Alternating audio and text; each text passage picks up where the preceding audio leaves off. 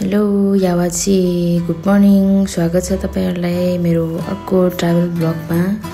आज चाहिँ म यस ब्लगमा तपाईहरुलाई भोजपुर गोइटादेखि धनकुटा धरान विराटनगर हुँदै काठमाडौँसम्मको यात्रा देखाउने छु। र म चाहिँ बिहानै गाडी पर्खिरहेको थिएँ सामानहरु प्याक गरेर। भाइ बहिनीले मलाई के तरकारीहरु पनि प्याक गरिदिइरहेको थियो। म चाहिँ गाडीको पर्खाइमा थिएँ। एकैछिनमा गाडी पनि आयो। अनि नि यावाची म चाहिँ यसपालि गोइटादेखि चुहार कुप्चे नभइकन हमदाङको बाटो है अनि सुनबालातिर हुँदै धनकुटा जाने विचार गरे। अनि यो बाटो कस्तो रहेछ हिँड्न पर्यो भनेर। तर पहिलाको भन्दा चाहिँ एकदमै राम्रो भएको रहेछ बाटोहरु है। जे जस्तो अहिले देखिरहनु भएको छ तपाईहरुले यो बाटो एकदम सुधारिएको हो। पहिला यस्तो थिएन। अनि अहिले चाहिँ रेगुलर बेसिसमा गाडी पनि बिहानै लाग्दो रहेछ सुनबालासम्मको। त्यसले एकदमै सजिलो बनाएको रहेछ। पहिला चाहिँ गाडी त्यसरी चल्दैन थियो। पैदल नै यात्रा गर्नु पर्थ्यो। यो चाहिँ गाउँबाटै झर्ने भएकोले गाडी भरि चाहिँ आफ्नै गाउँकै मान्छेहरु हुनुहुन्थ्यो। सबैजना गफ गर्दै झर्यौं। ओहो तल पुगेर यसो हेरेको गाउँ हमदाङ यस्तो रमाइलो देखिने बिहानै। हेर्नुस् न कस्तो राम्रो नजारा छ। राम्रोसँग घाम पनि उदाएको छैन। अलि तल पुगेपछि बाटोमा केही मान्छेहरु देख्यो। उहाँहरु चाहिँ मै चढेको गाडीमा चढ्नु हुने रहेछ। उहाँहरुसँग चढिसकेपछि हामी फेरि तलतिर लाग्यौं। हतुवागढी गाउँपालिकाकै ठूलो क्षेत्रफल ओगटेको साबिक हमदाङ गाविस अहिले यसो निहाल्दाखेरि पनि एकदमै ठूलो र राम्रो देखिन्छ। ओल्लो डाँडा पल्लो डाँडा। अनि यो साबिक हमदाङ गाविसमा चाहिँ जनसंख्या पनि धेरै हुनुहुन्छ। भौगोलिक हिसाबले ठूलो क्षेत्रफल ओगटेको यो साबिक हमदाङ गाविसमा राई समुदायका मानिसहरुको बसोबास धेरै छ। हुन त नेवार क्षेत्रीको बसोबास पनि रहेको छ यसमा। कल्चरली एकदमै स्ट्रङ ठाउँ मानिन्छ हमदाङलाई चाहिँ। र यहाँ बसोबास गर्ने मानिसहरु चाहिँ एकदमै सहयोगी भावनाको हुनुहुन्छ। निडर र काम गर्न पनि एकदमै तगडा हैन एक्टिभ हुनुहुन्छ। गाडीमा जति पनि थियौं सबैजना पहिलाको कुराहरु गर्दै है। पहिला गाउँघर कस्तो थियो अहिले कति परिवर्तन भएको छ। गाउँमा बस्ने मान्छेहरुको कमी भएको छ। गाउँदेखि शहर अझ गाउँदेखि विदेशतिर बसोबास गर्नेको संख्या बढी छ। यस्तै विषयमा हामीहरु गफिदै झर्यौं। ठ्याक्कै हमदाङको चुकुटी भन्ने ठाउँमा आइपुग्दा चाहिँ म पहिला पढ्दाखेरि स्टुडेन्ट लाइफमा धनकुटाबाट यो गोइटा चाहिँ आफ्नो सामानहरु बोकेर चाहिँ हिँडेको दिनहरुको एकदमै याद आइरहेको थियो। अहिले त त्यो बाटोहरुमा मानिसहरु हिँड्न पनि छोडिसक्नु भएको रहेछ। त्यो बेला यो बाटो हिँड्दाखेरि बाख्रा गोठाला गर्ने गाई गोठाला गर्ने घाँस दाउरा गर्ने मानिसहरु टन्नै भेटिन्थ्यो जंगलमा। तर अहिले चाहिँ बाटोमा मात्रै रोडमा गाडी हिँड्छ अथवा मान्छेहरुसँग टु व्हीलर हुन्छ। अनि पहिलाको गोइटा बाटोहरु हराउँदै गएको रहेछ। यो बाटोहरुमा पनि पहिला ट्र्याक्टरहरु मात्रै हिँड्ने गर्थ्यो भने अहिले त गाडी हिँड्नलाई अलिकति सहज रहेछ। त्यस्तै गफिँदै हामी अरुण नदी पुग्यौं।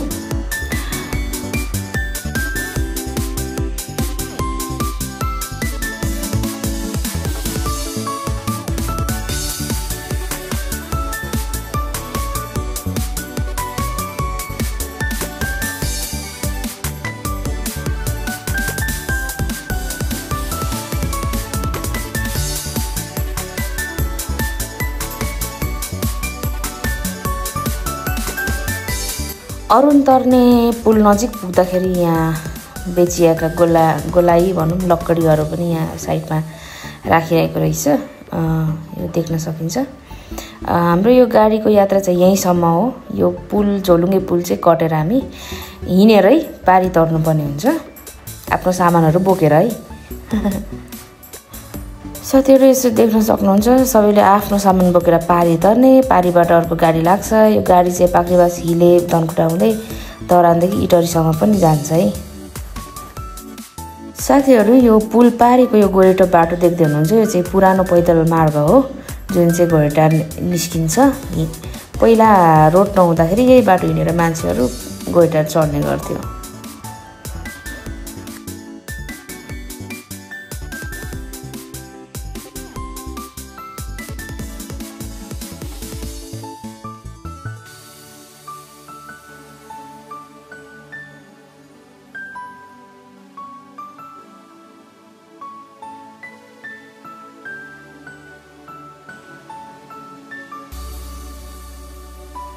साथीहरु अहिले चाहिँ हामी धनकुटा जिल्लामा हिँडिरहेछौँ, गुडिरहेछौँ।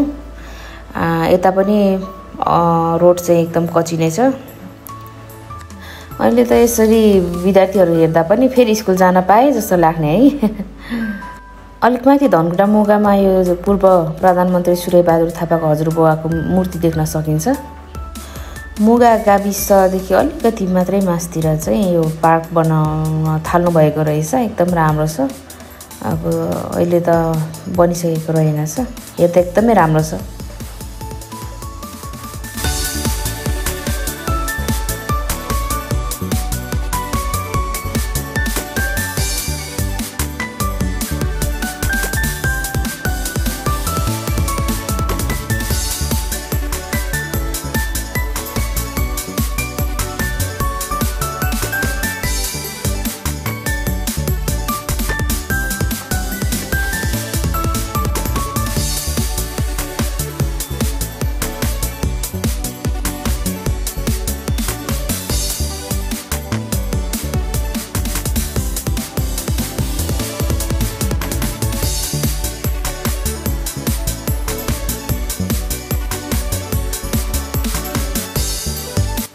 साथीहरु यो अहिले देख्दै हुनुहुन्छ यो चाहिँ धनकुटाको पाक्रीबास नगरपालिका हो, पाक्रीबास बजार।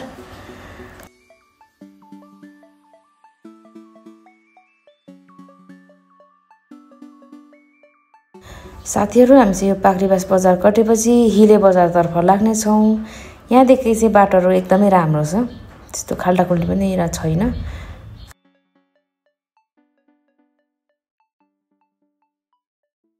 लगभग 10 मिनेट जति पछि नै हामी चाहिँ हिलेको बजार पुग्नेछौँ। यो हिले बजारको बुद्ध पार्क हुँदै बिस्तारै तोङबा चोकतर्फ अघि बढ्छौँ है त।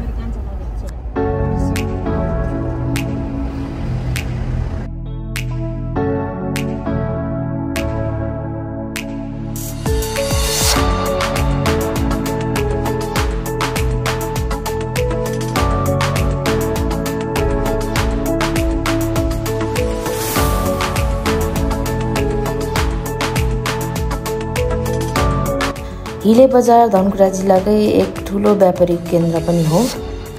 विशेष गरेर यहाँको तोङबा र सेकुवा एकदम प्रख्यात छ। यहाँ आन्तरिक तथा बाह्य पर्यटकहरू एकदमै आउनुहुन्छ। यहाँको तोङबा र सेकुवा खानको लागि चाहिँ भोजपुर सङ्घसभा, सुनसरी, इटहरी, विराटनगरसम्मका आन्तरिक पर्यटकहरू चाहिँ आउनुहुन्छ।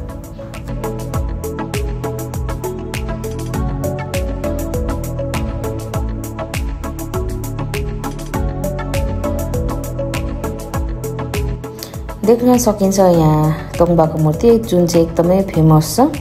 हिले आएपछि यो तोङबाको मूर्तिसँग फोटो नखिचे त हिले आएको मजै हुँदैन। हिलेदेखि करिब आधी घण्टापछि धनकुटा पुगिन्छ, जुन चाहिँ धनकुटा जिल्लाको सदरमुकाम पनि हो।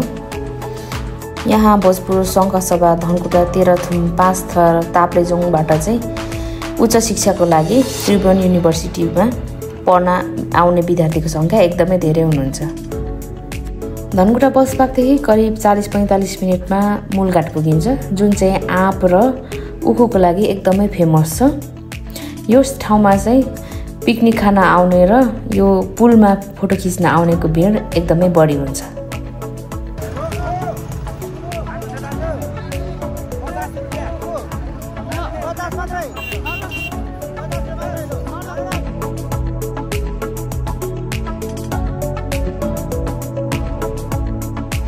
मूलघाटबाट करिब 20-25 मिनटपछि भेटार पुग्नेछ, जहाँको मौसम एकदमै चिसो हुन्छ। यहाँ चाहिँ होममेड कुरकुरे, धनकुटे बिस्कुट र सिजनल सब्जीको लागि एकदमै फेमस छ।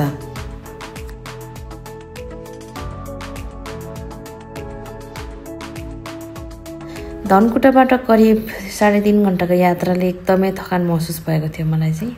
एयरपोर्टको गेटसम्मको बस यात्रापछि म यहाँबाट सफारीमा एयरपोर्ट छिरेँ अनि मलाई थाहा भयो कि फ्लाइट डिले भएको रहेछ 1 घण्टा। बल्ल तल चढेर म गएँ, तर एकदमै रात परिसकेको थियो।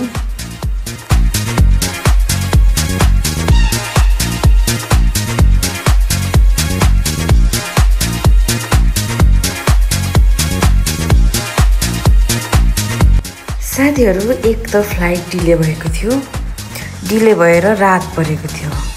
बल्ल तल्ल म सामान लिएर एयरपोर्ट बाहिर निस्केँ, तर बल्ल याद भयो आज त शिवरात्रि पो रहेछ। बल्ल तल्ल निकै बेरपछि पठाउ गरेर म रुम फर्केँ। मेरो यो भिडियोलाई अन्तिमसम्म हेरेर साथ दिनुभएकोमा एकदम धेरै धेरै धन्यवाद। यस्तै भिडियोहरूको लागि मेरो यो युट्युब च्यानललाई सब्स्क्राइब गरिदिनु होला।